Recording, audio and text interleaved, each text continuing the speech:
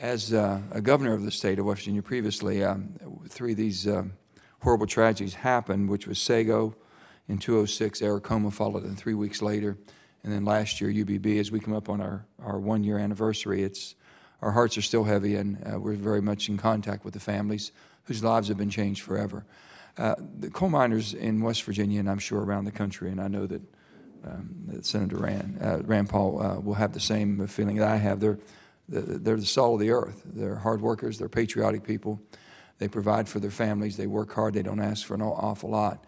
But what we do ask for is safe conditions. And I've told every miner, I don't intend in West Virginia to have one miner in an unsafe condition, and nor should a family expect them not to return home safely.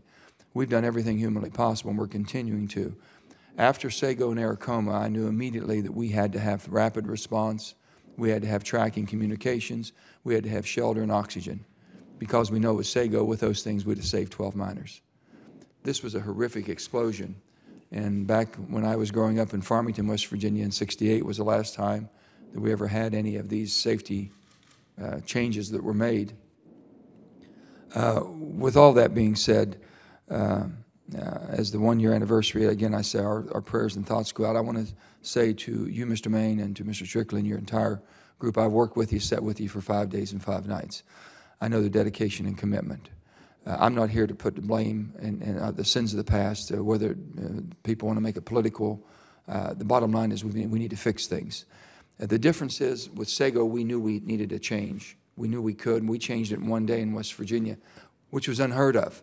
I brought Democrats and Republicans, and I said, this is the time to be a West Virginian. Don't worry about the politics. We've got to fix things and make it safer. We can't let a miner and the families go through what we just seen.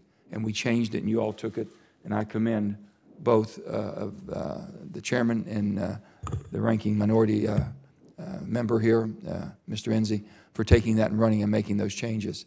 What we're trying to grapple with now, I think, Mr. Main and Mr. Lewis, from your audit and everything, we appreciate that, is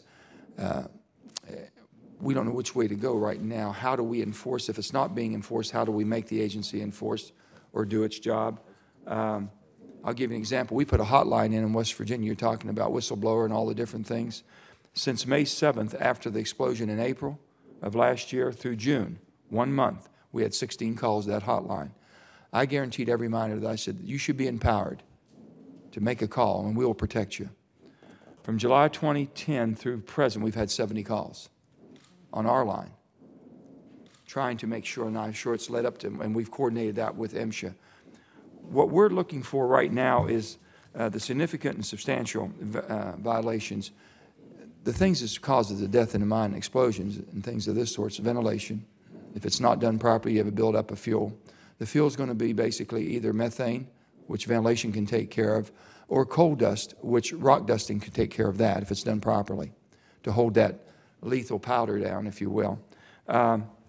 And those types of violations, I can't see how we would tolerate at all when we have a pattern of someone not continually keeping up. Why we shouldn't be able to shut them down. And I think what we're grappling with here, if you had the power, why didn't you use it? Not you. Why hasn't the agency used it over the year? If there's a flaw and allows basically different companies to skirt that and play loosey-goosey, then we've got to change that. That's what we're looking at right now. And we're waiting for, I think, the direction.